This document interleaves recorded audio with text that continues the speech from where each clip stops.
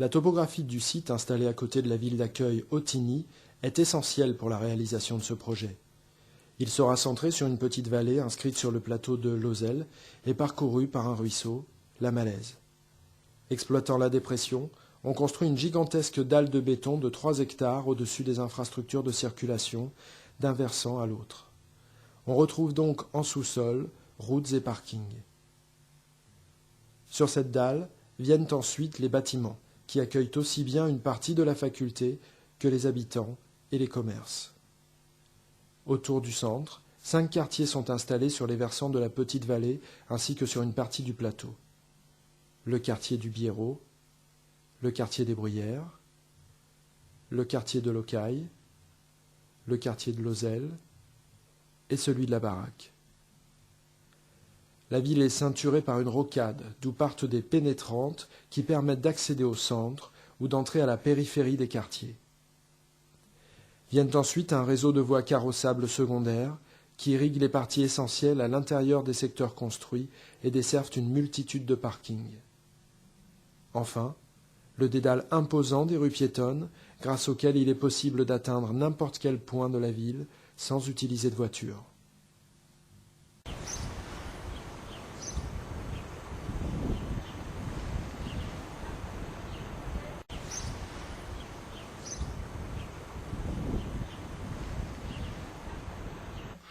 Au début de Louvain-la-Neuve, clairement, les concepteurs, les urbanistes, les architectes avaient une mainmise sur l'évolution des projets qui était tout à fait prépondérante. Je crois qu'au début, l'UCL, c'est elle qui a construit la ville, c'est elle qui l'a voulu, c'est pour elle qu'on l'a faite finalement. Et la place de l'UCL était évidemment primordiale. Sur 16 000 emplois, 4 000 emplois sont des emplois d'université. Et qui plus est, la conception urbanistique de cette entité urbaine a été réalisée dans les bureaux de l'université. Ce qui veut dire que pendant 30 ans, l'université a eu une préoccupation de gestion urbaine. Et j'occupe une fonction à l'université qui est la responsabilité du service de promotion urbaine. C'est donc le service qui est chargé, en gros, du développement de Louvain-la-Neuve. C'est la cellule de développement de Louvain-la-Neuve. Nous organisons une interface entre l'université qui a des plans de développement et puis les opérateurs de ce développement qui sont bien souvent des partenaires privés, des investisseurs, mais ça peut aussi être bien entendu des pouvoirs publics, des réseaux scolaires qui souhaitent s'implanter, etc., etc.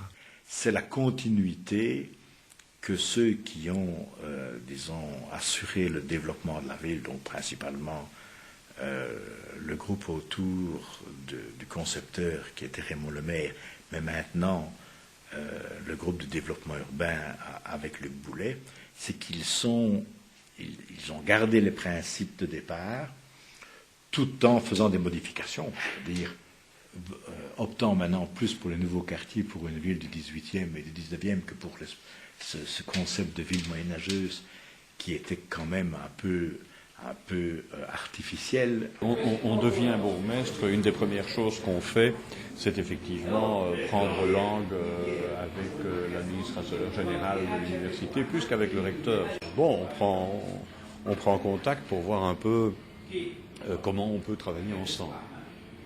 Il va de soi que sur Louvain-la-Neuve, un bourgmestre, un conseil communal ne peut pas travailler seul, comme l'administrateur général de l'UCL ne peut pas travailler seul non plus. Bien sûr, c'est très particulier d'avoir un propriétaire qui contrôle 800 hectares de terrain sur une commune qui en fait 3400. Il faut organiser un système de partenariat permanent pour que ça fonctionne bien. À chacun des demandeurs qui obtient le droit sur un terrain, le droit réel, pour obtenir ce droit réel, cette entre guillemets propriété, puisqu'ici on travaille avec l'amphithéose, eh bien il doit d'abord obtenir un permis d'urbanisme. Et dans le cadre de la procédure d'octroi du permis d'urbanisme, il doit d'abord avoir l'autorisation de nos services. Et donc nous recevons les plans dès le stade de l'esquisse, de l'avant-projet, puis du projet définitif. Et c'est seulement quand on est à ce stade-là que les gens introduisent après à la mairie leur dossier. C'est au fond un accord non écrit qui remonte de toute frère système belge, ou c'est l'UNIF qui est l'agence de développement. Et ce n'est pas du tout un rôle d'autorité, si ce n'est que l'université, elle est propriétaire du sol, donc avant de faire les plans d'aménagement, elle a effectivement une certaine autonomie de pensée, mais ce n'est pas elle qui va donner des permis non plus, ce n'est pas elle qui va donner un permis d'exploiter, un permis de construire ou quoi, mais elle va être à l'étincelle. Et ça, c'est, je pense, le cœur est peut-être le plus passionnant dans le travail qu'on a ici.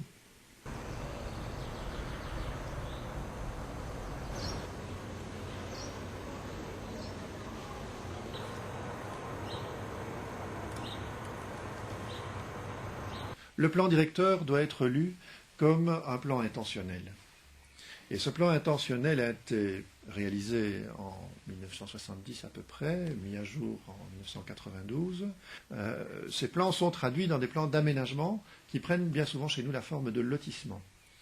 Alors on a en image le tramage des campagnes par des lotissements. Notre modèle de lotissement, ce n'est pas du tout ça. C'est quoi le Brabant wallon?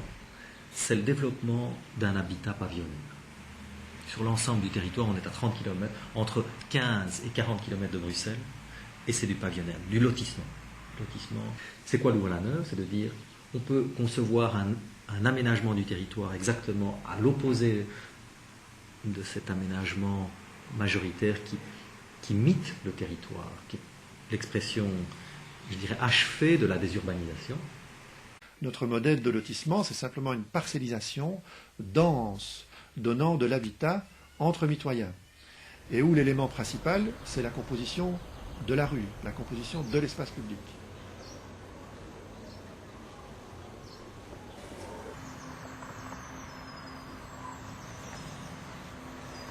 Sur la parcelle, on respecte un certain nombre de règles qui ont tout un intérêt par rapport à la composition de l'espace global. Donc des plans d'alignement de façade avec des décrochements pour éviter de la monotonie, des baies avec un langage vertical parce que c'est le langage régional en Brabant wallon, tout simplement, on ne l'a pas inventé.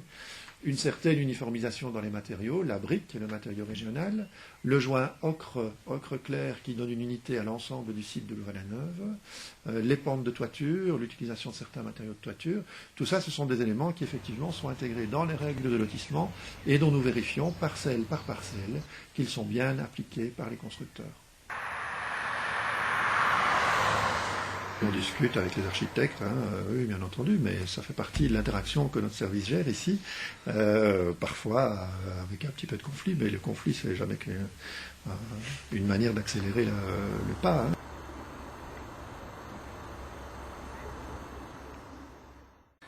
Ça me fait plaisir de voir que nous avons eu la maîtrise de l'espace public, qui est notre métier, en laissant la liberté à chacun de s'exprimer dans sa maison familiale.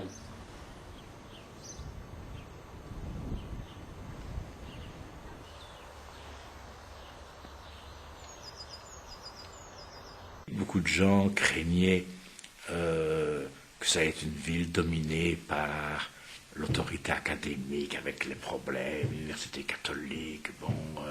La vie a été beaucoup plus forte que tout. Et d'ailleurs, l'université n'a jamais prétendu régler ça. Et au contraire, son objectif a été toujours de remettre tout sur la ville. Au fil du temps, cette mainmise s'est un petit peu diluée, soit par rapport à des impératifs économiques, bien entendu, soit par rapport à la confrontation avec la réalité, à l'évolution des modes. Au début de la construction de la ville, les habitants étaient pratiquement tous liés de près ou de loin à l'université. Et cette tendance, évidemment, c'est le rapport minoritaire des habitants par rapport à tout ce qui tenait à la mouvance de l'UCL. Ce rapport s'est renversé. La ville de technocrates n'a duré que jusqu'à 10 ans. Personnellement, je suis intimement persuadé que l'université aura toujours une place primordiale à Louvain-la-Neuve, parce que les grands avantages de Louvain-la-Neuve sont quand même liés à la vie universitaire. Je pense par exemple à la vie culturelle. Sans l'université, nous serions un petit bourg, comme il y en a beaucoup en Belgique,